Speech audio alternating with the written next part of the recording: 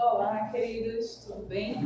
É com muita alegria que eu venho conversar com vocês acerca de mais uma obra super relevante do C.S. Lewis, Cartas a Malcolm, uma obra que ele escreveu a um amigo fictício com o qual tinha uma relação de intimidade, interesses em comum, também era um anglicano. Para este amigo, Lewis atribuiu uma esposa chamada Betty, um filho que estava enfermo, e se chamava George. A forma como ele se dirige ao amigo é de maneira leve, né? Então há uma pontuação confusa, frases curtas, muitas e muitas citações, né? Porque, como sabemos, C.S. Lewis, ele que foi por um tempo professor de Oxford, depois foi titular de literatura medieval em Cambridge, era um erudito, né? Além de ter memória idética, então ele citava grandes autores de memória o tempo todo. Então toda a forma de argumentar dele era muito rica. Ele não simplesmente, né, lançava palavras soltas, né, ao vento, mas ele tinha toda uma fundamentação teórica para apresentar as suas ideias. E nessa obra, né, por meio de 22 cartas, ele faz a defesa da fé, né, questões relativas à liturgia também, e principalmente acerca da importância da oração, de como ela deve ser, né, algo precioso ao cristão, embora por dados momentos pareça um fardo. E ele defende que se isso acontece, não é porque não é algo que seja afeto à nossa natureza. Não é porque não fomos criados para isso. Ele até cita o Catecismo de Westminster, né?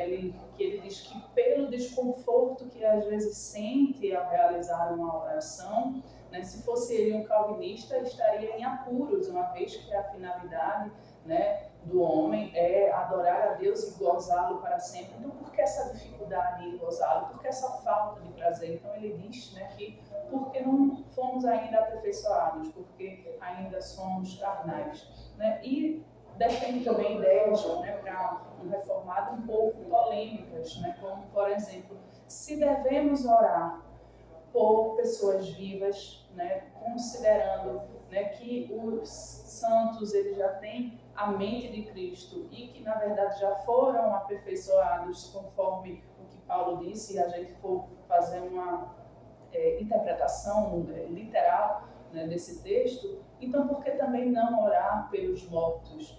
E aí ele vai citar O Paraíso Perdido de Milton, né, a Divina Comédia de Dante e muitas outras obras que fazem referência ao que seria a ideia de purgatório e por que os reformados têm tanto ressentimento e tanto preconceito contra essa ideia, pelo fato de que quando surgiu na Igreja Católica, né, que foi antes da Reforma, antes da divisão, a maneira como foi utilizada essa ideia para barganha com Deus, para a questão das indulgências, enfim, foi que gerou todo esse ressentimento.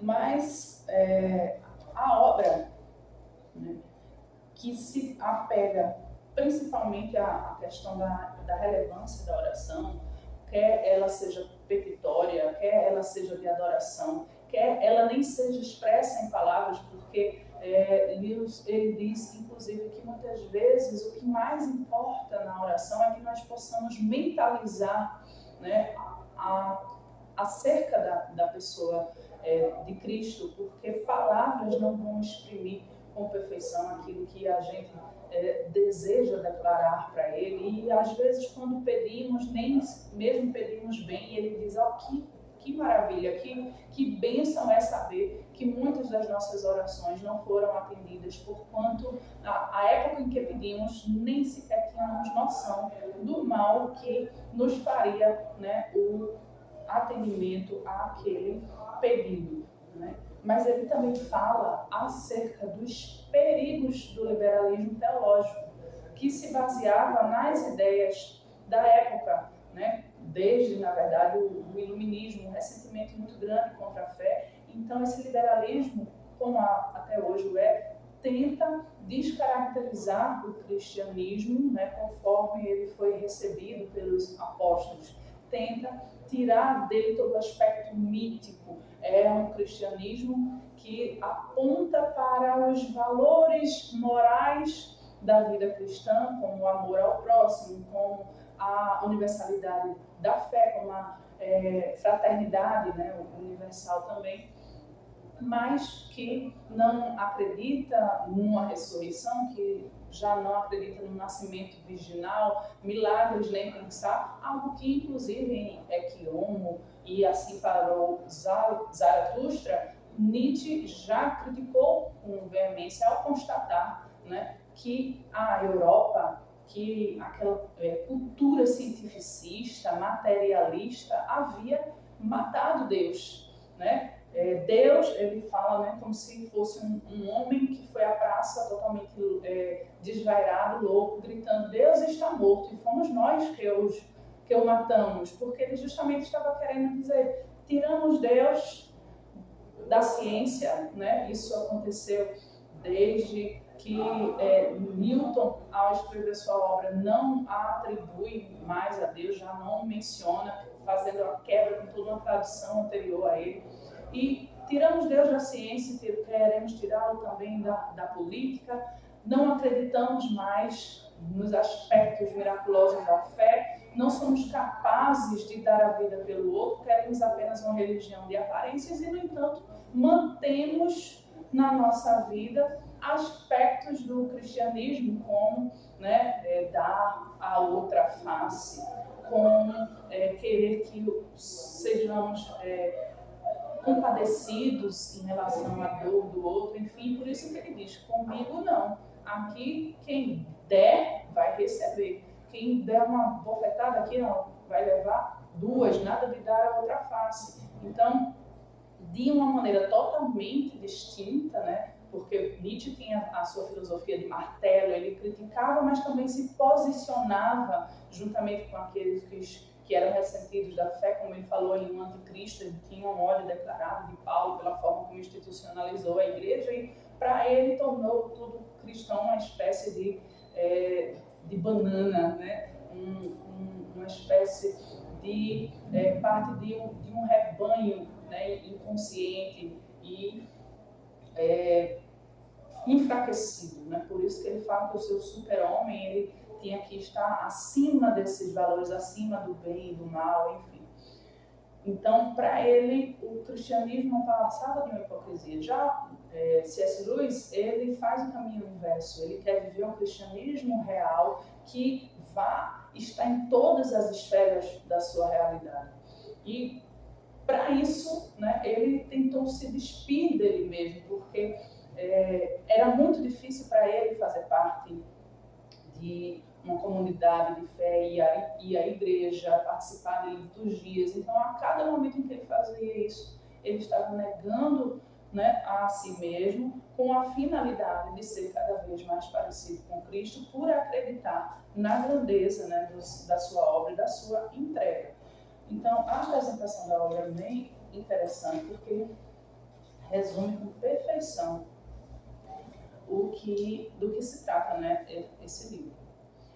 Malcolm é um amigo fictício de Lewis, mas este o fez muito real. Deu-lhe uma esposa, Beth, um filho doente, George, uma casa com escadas em outra cidade, amigos comuns. Deu-lhe vasta cultura e liberdade de discordar do amigo. Viajaram juntos, conversaram, trocaram confidências, quase trocaram socos. Malcolm chamou a atenção de Lewis por este tentar guardar uma dor.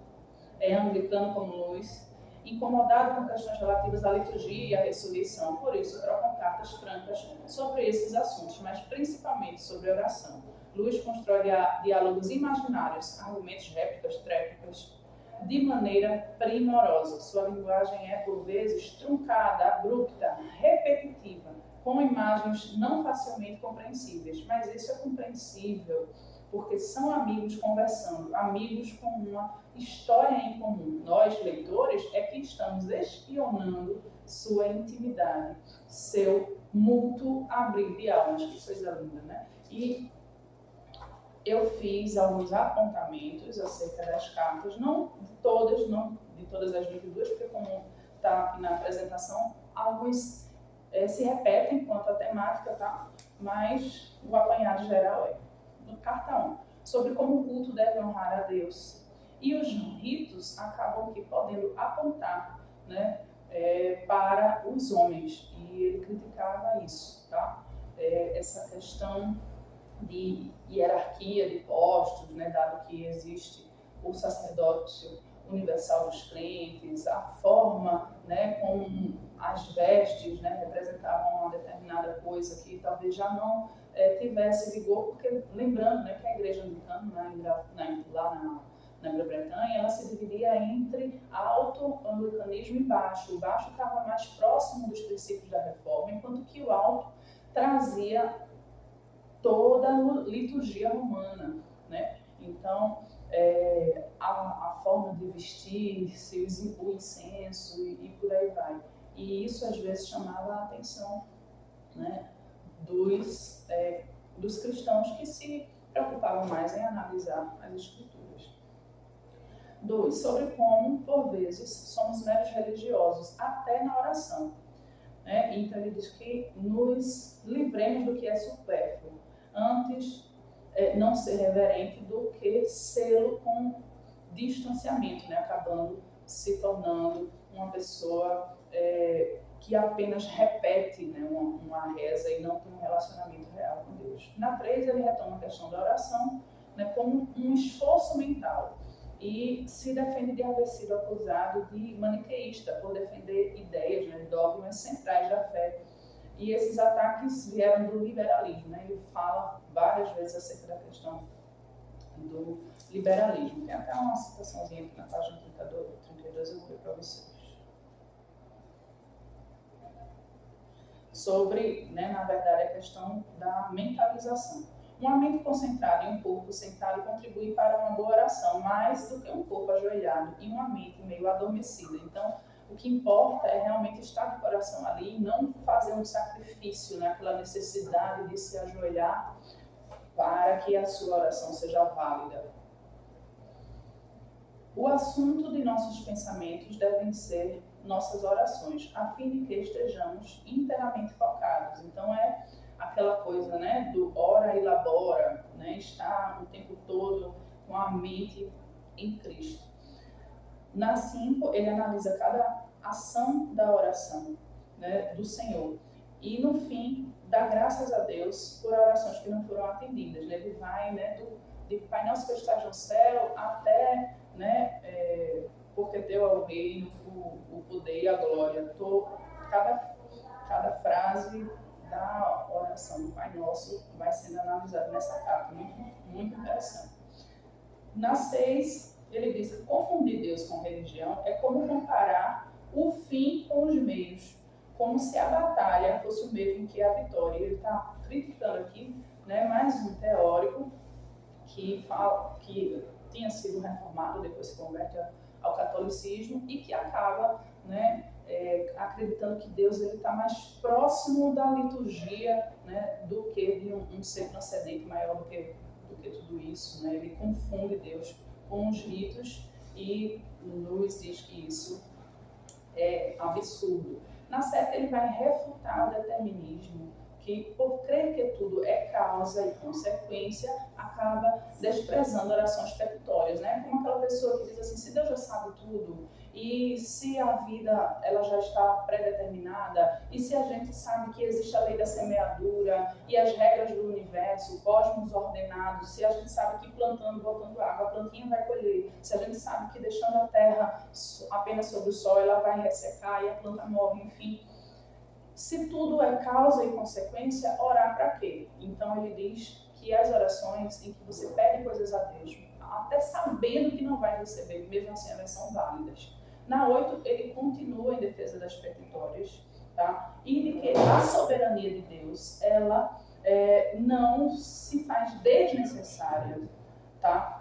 Não faz desnecessárias as orações petitórias, mesmo aquelas que não serão atendidas. E ele traz como exemplo, né, algo incrível. Jesus, no Getsemane, orando, pedindo, se possível, passa de mim esse cálice. Ele sabia que tinha vindo para padecer, ele sabia o que havia de passar, ele pressentiu tudo aquilo, por isso suou sangue e ficou, né, em angústia naquele momento.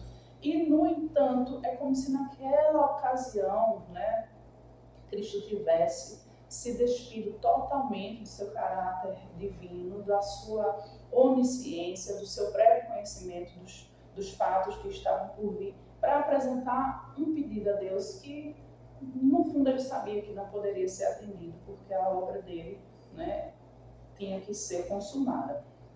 9. A ação de Deus não exclui a do homem, tá? Ele vai fazer aqui até um contraponto entre as ideias de Aurélio Agostinho e Pelágio, né? Que Aurélio Agostinho era aquele cara que dizia que o homem não contribui de forma alguma para a sua salvação, tudo está predeterminado. Deus conhece os que são seus, tem os seus vasos eleitos, seus escolhidos, tá? E que temos que dar graças a Deus por ele estar suportando com paciência os vasos de ira, uma vez que todos nós estávamos determinados, né, ao inferno e à condenação eterna, enfim, mas Deus, com misericórdia, atraiu para si alguns. Já Pelágio, ele dizia que se existe uma determinação, né, ser santo porque eu sou santo, trabalhar com paciência a vossa salvação, enfim, e não fazia uma distinção entre salvação da consciência, salvação diária, ele pensava, né, ser isso a salvação da alma, enfim. Então, se ele dizia isso, se existia determinação, é porque existe em nós a capacidade de cumpri-la, né, desde que tomemos as atitudes corretas. Então, Luiz ele acaba argumentando que uma coisa não exclui de todo a outra, tá? Que é Cristo quem nos salva e nem por isso deixamos de ter responsabilidade em relação à forma como vivenciamos a fé. 10. A providência especial de Deus, né, por cada um. Ele fala que apesar da graça geral, embora sejam muitos e muitos os filhos de Deus, ele age intervindo na história de cada um de nós. Na 11 ele vai dizer que oramos por fé e não por presunção. Se a oração não for atendida, então está tudo bem. Se cremos que Deus ele é soberano sobre tudo e a sua vontade é perfeita, agradável, né, estaremos confortados quando ele não nos atender, por mais que doa, né? Inclusive na sua obra Anatomia de um Luto, né, ele teve o seu momento ali, né, de crise de fé em razão da perda de sua esposa, né? Então, no 12 ele vai dizer que a questão mística na fé, ela existe, tá? Mas que é necessário ter cuidado porque a intenção pode ser meramente carnal, né? Como aquelas pessoas que dizem ir para um templo, vão para a igreja porque querem sentir aqueles arrepios e tal, e na realidade, com relação à vida prática, estão bem distanciadas de Deus. Então, da 12, como ele vai repetindo as questões assim, da oração, sobre a importância de ser mentalizada, de não haver a necessidade de cumprir um rito e por aí vai, eu passo para 20, onde ele defende que se devemos orar pelos vivos, tá? Já aperfeiçoados, então por que não orar pelos mortos, como eu já falei, tá? E ele vai dizer por que a oração é um fardo. Ele tem isso na página 160, vou ler aqui para vocês, tá? Porque é muito interessante. Pela própria constituição de nossa mente, como ela agora é, não importando como era quando Deus criou o homem, é difícil nos concentrarmos em algo que não seja perceptível, como batatas, nem abstrato, como números. O que é concreto, mas imaterial, pode ser mantido em vista apenas com esforço doloroso. Alguns diriam, é porque não existe, mas o resto de nossa experiência não pode aceitar essa solução, pois nós mesmos e tudo aquilo com que mais nos preocupamos parecemos vir da classe concreta, isso é, individual e imperceptível. Se a realidade consiste em nada além de objetos físicos e conceitos abstratos, então a realidade, em última instância, nada tem a nos dizer. Estamos no universo errado. O homem é uma paixão inútil. Isso aqui se atribuindo, tá, à frase de Sartre, existencialista, né, um filósofo que realmente não acreditava, né, na existência da moral objetiva. Então, ele dizia: l'homme est une passion inutile. Tá? E então, é isso mesmo. Não obstante, o universo supostamente real foi extraído das experiências sensoriais do homem. O esforço doloroso que a oração implica não é prova de que estamos fazendo algo que não fomos criados para fazer. Né? Mas aí ele segue dizendo: se fôssemos aperfeiçoados, teríamos prazer na oração, como era, né, com os antigos. E depois ele vai dizer, que existem coisas que são típicas da nossa natureza, e mesmo assim são difíceis para nós praticá-las. E ele vai dizer: não praticá-las é abandonar a nossa humanidade. Praticá-las espontânea e deleitosamente ainda não é possível. Né? Então, não é porque nem sempre é fácil que nós podemos simplesmente deixar de fazer. Né? Se fizermos, estamos perdendo uma batalha moral. E em relação à questão dos liberais, ele diz: eles mesmos acham impossível aceitar a maioria dos artigos da fé dada uma vez aos antigos, né? A expressão que está, né, lá em Judas capítulo 3, sobre como devemos, né, trabalhar, defender a fé uma vez dada aos antigos. Eles estão, no entanto, extremamente receosos de que alguma religião vestiginal que eles, não nós, possam descrever como cristianismo, continue a existir e a fazer numerosos convertidos. Eles acham que esses convertidos virão somente se essa religião for suficientemente demitologizada. O navio deve ser aliviado se quiser se manter à tona. A ideia é essa. E, na verdade, aquele que se converte ao cristianismo o deseja, né, plenamente, com ressurreição, com nascimento virginal, com milagres, tá? Com um Deus que intervém na história e se relaciona com o seu povo. Por isso, essa obra é tão importante, tão relevante, se torna mais um clássico. Eu acho que tudo que o C.S. Lewis escreveu acaba sendo um clássico, é um grande texto, porque a cada página, né, uma teoria, uma argumentação, um confrontamento de ideias, é dialética o tempo todo, né? E é isso, tá? Super recomendado. Cartas a Malcolm, tá? Pessoal, obrigada quem chegou até aqui. Bye bye, queridos. Até o próximo livro, certamente mais um desse grande autor. Tchau, tchau.